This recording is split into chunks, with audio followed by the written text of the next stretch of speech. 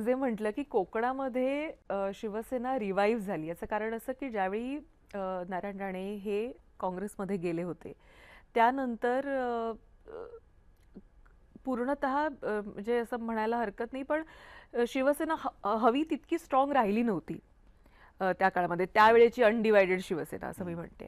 त्यानंतर जेव्हा ते भाजपमध्ये आले, त्यानंतर भाजप स्ट्रॉंग होत होत चाललेली आपल्याला तिथे पाहायला मिळाली. हं, पण तुमच्या निमित्तानं ज्यावेळी तुम्ही पुन्हा एकदा हं. शिवसेनेमध्ये आलात, त्यावेळी मात्र शिवसेना खऱ्या अर्थानं ह्या काही मागच्या महिन्यामध्ये आपण पाहू शकलो की तो शिवसेनेचा तो फ्लेवर दिसली, तो रिवायवल दिसला कोकणातला खास करून.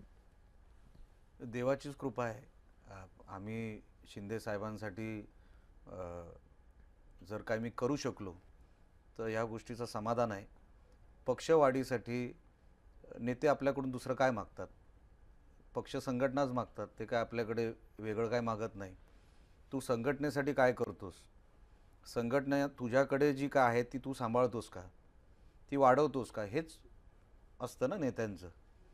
आणि माझ्या जीवनामध्ये माझं जे काही पराभव वगैरे झाले त्यानंतर संधी शिंदे साहेबांनी दिली. म्हणून करावं तर त्यांच्यासाठी. हे जे अ, मी जे काय वाढवायचा प्रयत्न करतो ना, की जे शिंदे साहेबांना अभिप्रेत आहे ती शिवसेना आपण उभी केली पाहिजे. अजूनही कोकणामध्ये, तळ कोकणामध्ये असू दे किंवा जिल्ह्यांमध्ये वेगवेगळ्या कोकणाच्या, शिवसेनाच तुम्हाला प्रामुख्याने बघायला मिळेल. बरोबर. ते कुठेतरी थांबले असतील किंवा कुठेतरी अ, कुठेतरी कोणावर नाराज झाले असतील, पण आहे मोठ्या प्रमाणामध्ये ही संघटना धनुष्यबाणावर प्रेम अनेक करणारी वर्ष आहे.